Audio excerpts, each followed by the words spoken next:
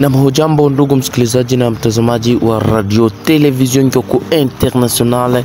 Kwanza tunakutakia asubuhi njema ya amani ya leo tariki 19 mwezi Machi mwaka 2025.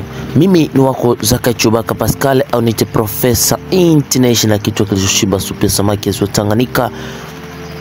Kwa sasa ni sauti ya mzalendo, na muda huu ndugu msikilizaji tumekuja kukupasha kabisa mengi na baadhi ya yanayojiri na kulingana na hali tulio nayo kwa muda huu. Na kama nilivyokujuza, hii ni Radio Television Ngyoku Internationale ambayo inarindima kwa muda huu, tukizidi kukupa makavu na mabichi ambayo yanayojiri kwenye baadhi ya maeneo.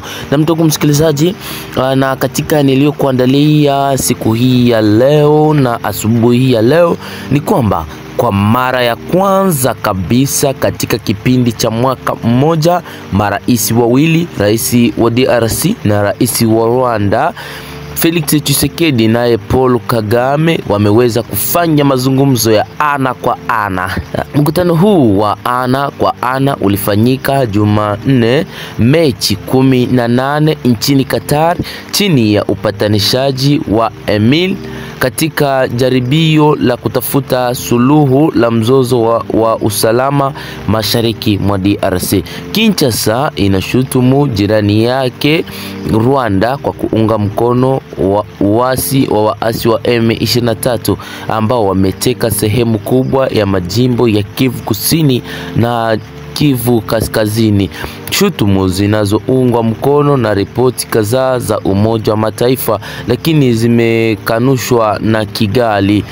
Wawili hao wameafikia makubaliano ya kusitishwa kwa vita na mapigano mashariki mwa Jamhuri ya Kidemokrasia ya Kongo, huku wakiongea na kutazamana uso kwa uso chini ya mpatanishaji wao Emile kutoka huko Qatar. Mazungumzo hayo yalifanyika hapo jana, huku baadhi ya mengine yaliyokuwa yakiandaliwa huko Luanda nchini Angola chini ya mpatanishaji Joao Lourenço ambaye ni rais wa Angola, ambaye hayakuweza kufanyika tena baada ya waasi wa M23 kuweza kutangaza kutokuonekana kwenye mazungumzo hayo.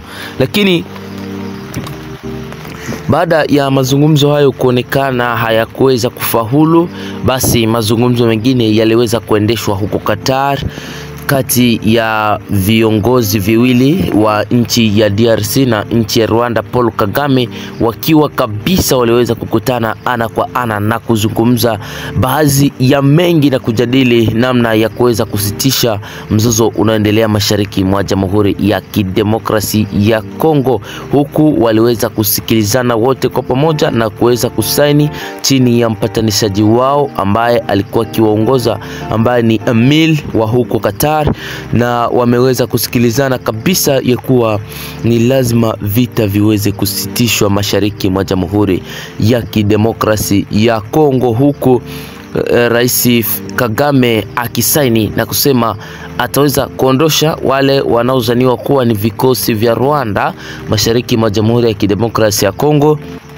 ambako hivi karibuni aliweza kutamka kwa kinywa chake kuwa wanafuatilia waasi wa FDLR ambao ni mshaka la usalama kwa nchi ya Rwanda kama alivyotamka Paul Kagame hapo kabla. Lakini kwa sasa amekubali na amesaini kuweza kuondosha wale wanaozaniwa kuwa ni vikosi vya Rwanda ili kuhakikisha anarejesha amani mashariki mwa Jamhuri ya Kidemokrasia ya Kongo.